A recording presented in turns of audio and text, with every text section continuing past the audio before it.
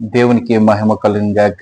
ప్రియ దేవుని బిడ్డలారా, మరొకసారి దేవుడు చక్కటి ఆయుష్ను మనందరికీ దయచేసి ఈ నేటి దినమందు వాక్యం వినటానికి చక్కటి అవకాశం మనందరికీ అనుగ్రహించిన ఆ దేవత దేవునికి మహిమ కలుగును గాక.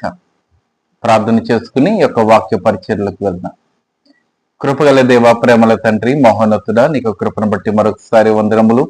ఈ యొక్క సమయమందు ప్రభువా, నీ యొక్క వాక్యము వినటానికి ప్రభువా, ఈ యొక్క వాక్యాన్ని ఇతరులకు చేరవేయడానికి మాకు ఇచ్చిన గొప్ప అవకాశాన్ని బట్టి నీకు వందనాలు.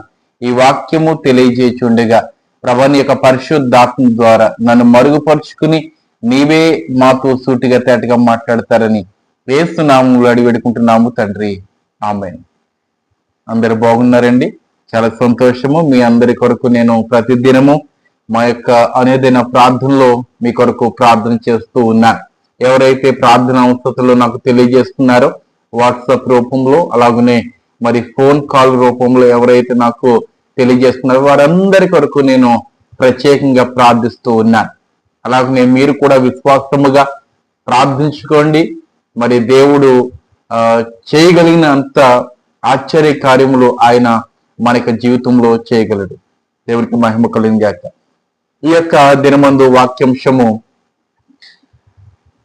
వాక్యమందున్న గొప్ప విందు ఆరగించుట.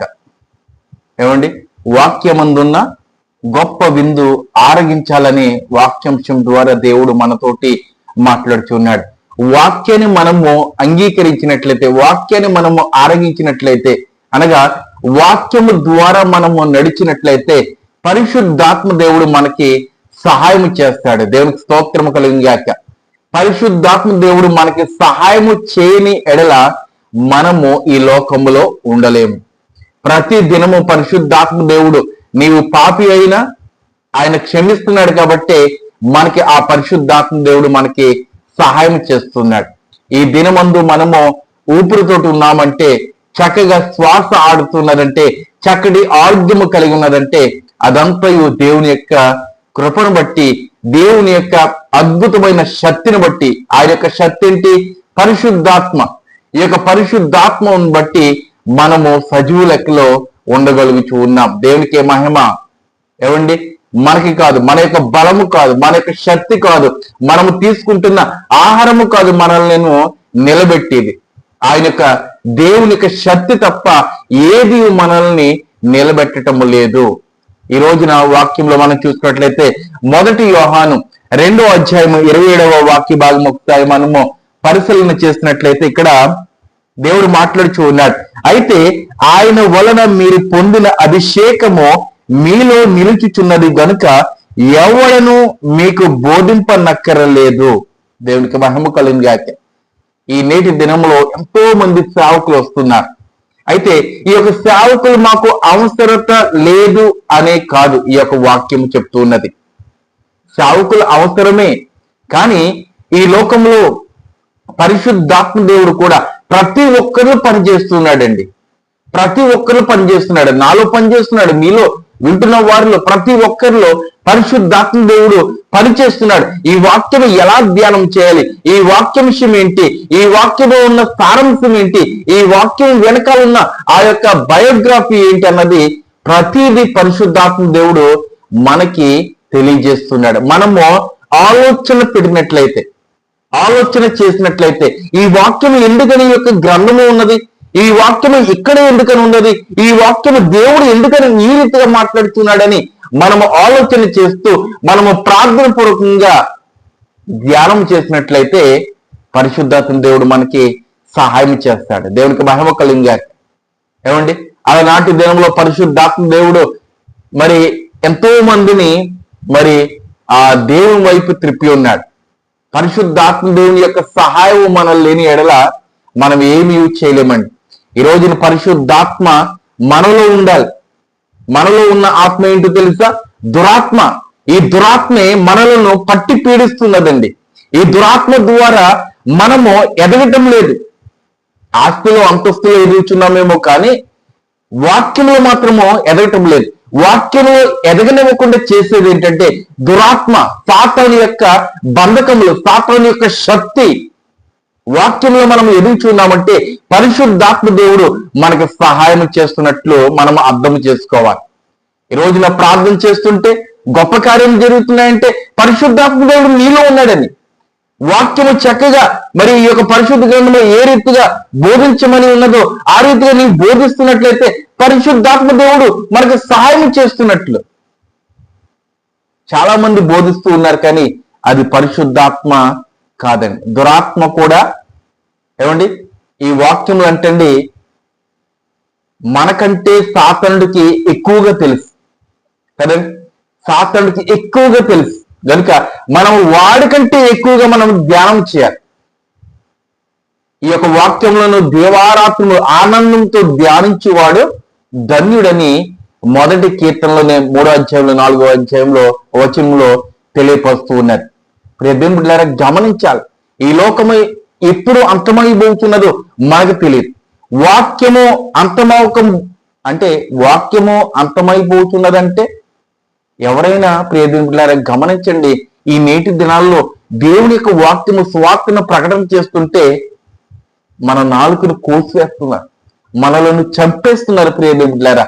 అనగా ఈ యొక్క వాక్యము అంతరించిపోవడానికి చాలా తొందరి రోజులు వస్తూ ఉన్నాయి కనుక ప్రియదేవుని బిడ్డలారా గమనించి ఆ రోజులు రాక మునిపే మనం వాక్యాన్ని ధ్యానం చేయాలి, వాక్యాన్ని మనం గుర్తుంచుకోవాలి.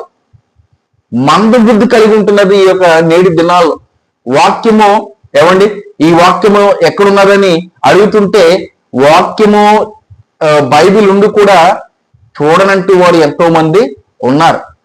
తీయటం లేదండి. వాక్యం ఎక్కడున్నదని అడుగుతుంటే ఆ వాక్యము ఎక్కడున్నదా అని ఆ యొక్క పైన ఇండెక్స్ చూసి ఆది ఖండము, నిర్గమ ఖండము ఇవన్నీ ఉంటాయి చూడండి, అవన్నీ చూసి ఈ యొక్క గ్రంథంలో ఉన్న వాక్యములు చూస్తూ ఉన్నారు. ఎంతటి దౌర్భాగ్యమైన స్థితిలో ఉన్నదండి క్రైస్తవ జీవితము. పరిశుద్ధాత్మ దేవుడు సహాయం చేస్తున్నాడా? ఇలాగన మనం ఉన్నట్లయితే, వాక్యము నిమ్మకు నీరేసినట్లుగా మనం ఉన్నట్లయితే మనం ఎప్పుడును వాక్యంలో ఎదగలేము. కరాఖండిగా నేను తెలియపరుస్తున్నాను ప్రియదేవుని బిడ్డలారా. ఎవరు బాధపడినా ఎవరు బాధపడకపోయినా ఇదే సత్యము. ఈ లోకంలో ఇలాగనే జరుగుతున్నది.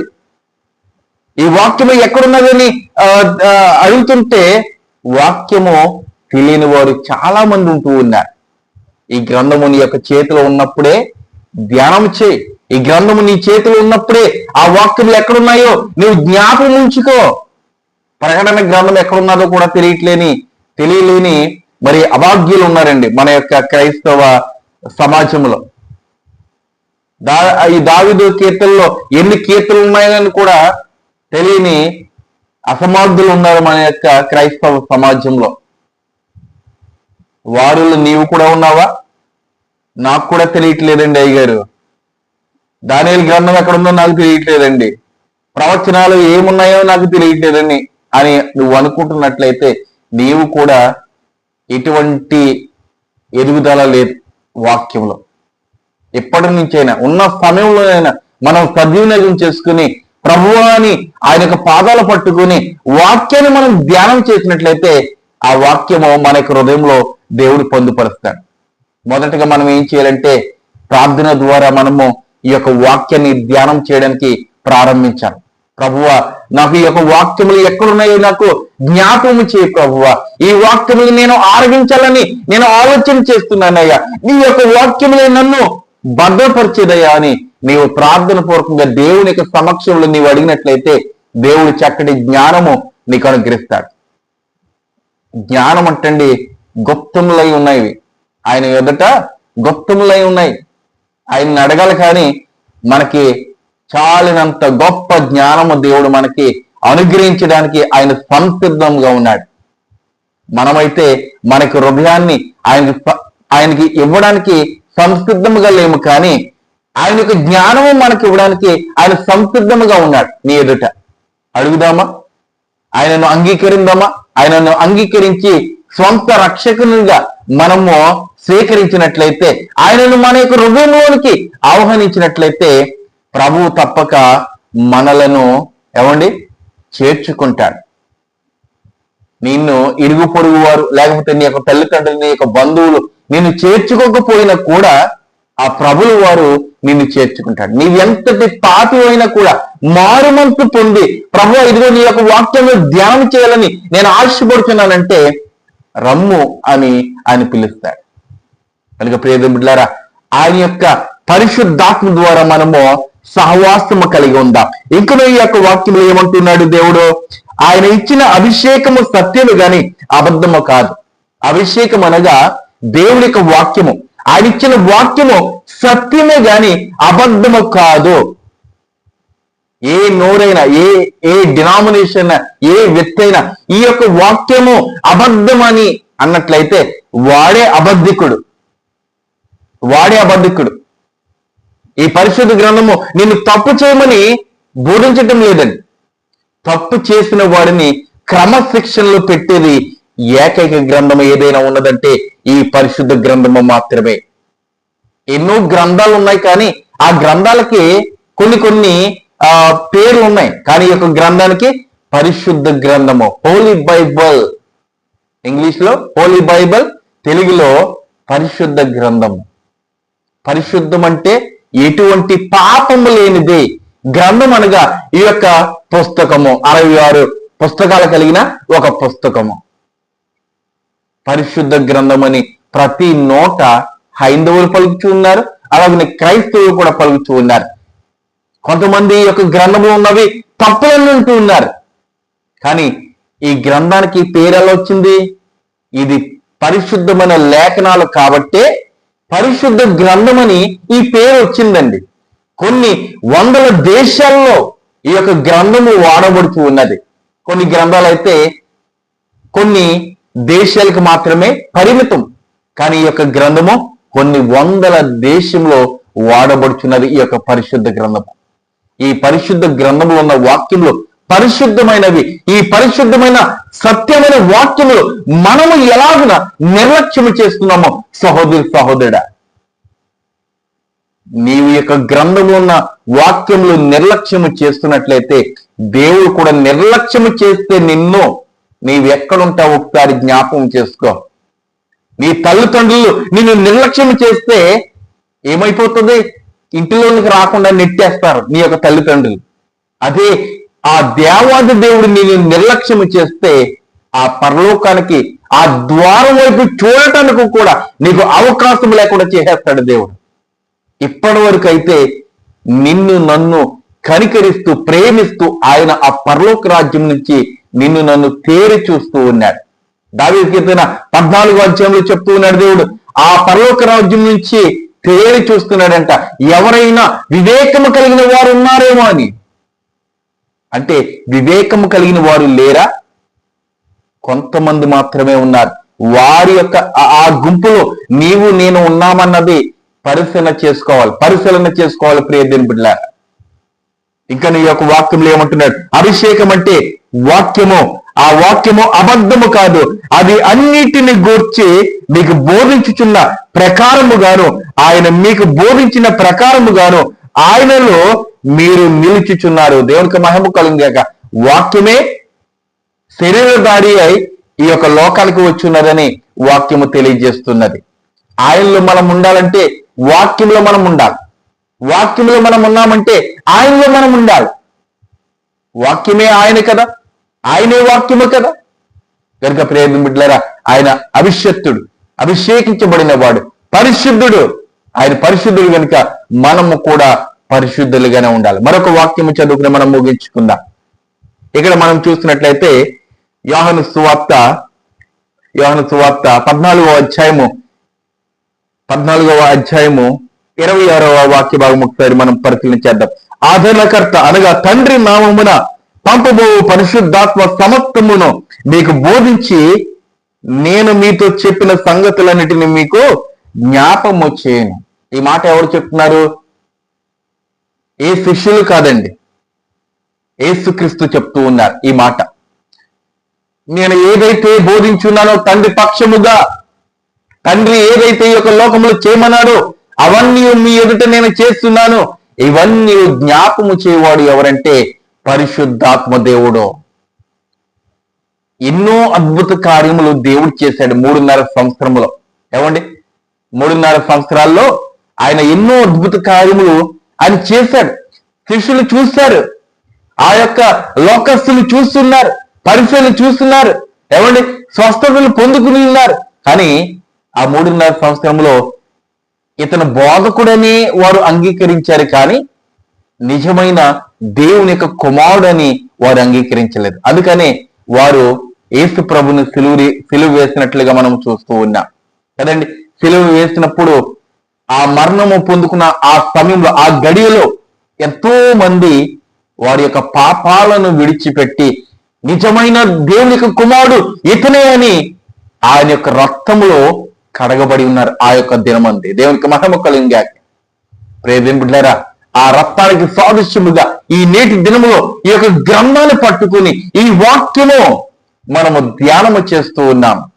ఈ వాక్యములో మనము ఉదక స్నానము చేయాలి. ఈ వాక్యాన్ని మనము ధ్యానము చేసుకుని ఆ పరిశుద్ధాత్మ దేవుడు తెలియజేస్తున్న రీతిగా మన యొక్క మనసును మనం మార్చుకోవాలి. ఇంకాను కఠినముగా ఎంతకాలము నీకు హృదయాన్ని ఉంచుకుంటావు? ప్రియ దేవుని బిడ్డలారా, ఒక రాయివా, ఒక రప్పవా, నువ్వు ఒక చెట్టువా? పక్షులే దేవుని స్తుతిస్తూ ఉన్నాయండి, చెట్టులే దేవుని స్తుతిస్తూ ఉన్నాయి. చక్కటి జ్ఞానం ఇచ్చాడు మనకి. మనం ఎందుకని దేవుణ్ణి అంగీకరించటం లేదు? దేవుని నిజముగా స్వంత రక్షకునిగా మనం అంగీకరించట్లేదు. ఏదో ఒక నామకార్థపు క్రైస్తవుడుగా మనం ఎందుకని జీవిస్తూ ఉన్నాం? ప్రియదేవులారా, పరిశుద్ధాత్మ దేవుడు మనతో ఉన్నాడు. జాగ్రత్త. పరిశుద్ధాత్మ దేవుడు నిత్యము మనకు పాపములన్నీ, మనం చేస్తున్న క్రియలన్నీ పరలోకానికి చేరవేస్తున్నాడు. జ్ఞాపకం చేసుకో సహోదరుడా. మన మధ్యన ఎవరు లేరు, మన మధ్యన ఏ దూత లేదు, ఏ దేవుడు లేడు అని నీవు అనుకుంటున్నావేమో. నీ ప్రక్కన నిత్యము పరిశుద్ధాత్మ దేవుడు నిన్ను కాచి కాపాడి నడిపిస్తున్నాడు. కాబట్టే ఈ దినమందు సజీవ లెక్కలో ఉన్నావు. మారు మనసు పొందుదాం. దేవునికి యొక్క హృదయాన్ని సమర్పించుకుందాం. ప్రియ దేవుని బిడ్డలారా, మనము నిత్యము దేవుని యొక్క వాక్యాన్ని ఆరగించాలి. నిత్యము ప్రతి దినము వాక్యము చదవకుండా బయటికి వెళ్ళొద్దు. వాక్యము చదవటానికి నీవు సంసిద్ధంగా ఉండు, సమయాన్ని కేటాయించుకో. అప్పుడే పరిశుద్ధాత్మ దేవుడు నీతో, నాతో, మనతో, మన సంఘాలతో, మన యొక్క సేవకులతోటి ప్రభు మాట్లాడతాడు. దేవునికి మహిమ కలుగుగాక. ప్రార్థన చేసుకుందాం.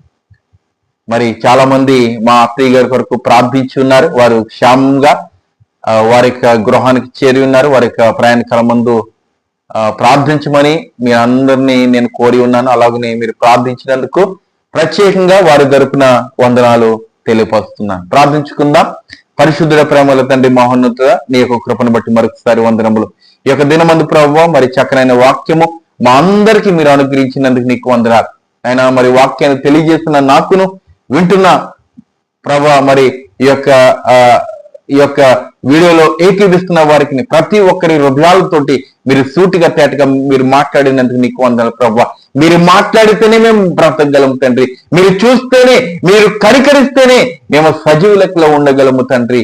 మమ్మల్ని ఇంకనూ నాయన పరిశుద్ధపరచండి. నీవు పరిశుద్ధుడు కనుక మేము కూడా పరిశుద్ధులుగా ఉండటానికి మాకు సహాయం చేయండి నాయన. వాక్యము ఉదక స్నానం చేయడానికి మాకు సహాయం చేయండి ప్రభువా. నిరంతరము నాయన నీ యొక్క వాక్యాన్ని ఆరగించే బిడ్డలుగా మమ్మల్ని సంసిద్ధముగా చేస్తున్నట్టు ఇచ్చి ఉన్నాం. అలాగనే ప్రార్థన అవసరం కోరిన ప్రతి ఒక్కరిని దీవించండి. అలాగనే ప్రభువా, నేను మా అత్తయ్య గారి క్షేమంగా గ్రామానికి, కుటుంబానికి చేర్చినందుకు నీకు వందనములు ప్రభువా. నిశ్చితమైతే ప్రభువా, ఇంకా ఎవరైతే దూరదేశం నుంచి రావాలని ఆశపడుతున్నారు, ప్రాముఖ్యంగా గౌరీ గారిని కూడా మీరు జ్ఞాపకం చేసుకోండి. వారు కూడా దూరదేశం నుంచి రావాలని ఆశపడుతూ ఉన్నారు. నేను నిశ్చితమైతే నేను వారి యొక్క యజమానులతో మీరు మాట్లాడండి. వారి యొక్క మనసులను మీరు మార్చి అయినా మరి స్వదేశానికి పంపించడానికి అవకాశం దయచేస్తున్నట్టు ఉన్నాం. అలాగనే ప్రభువా, నేను మరి ఇజ్రాయెల్ ప్రాంతంలో ఉన్న వారిని మీరు జ్ఞాపకం చేసుకోండి. ఆయా దేశాల్లో ఉన్న వారిని మీరు జ్ఞాపకం చేసుకోండి. దూరదేశానికి వెళ్ళాలని ఆశపడుతున్న వారిని మీరు జ్ఞాపకం చేసుకోండి ప్రభువా.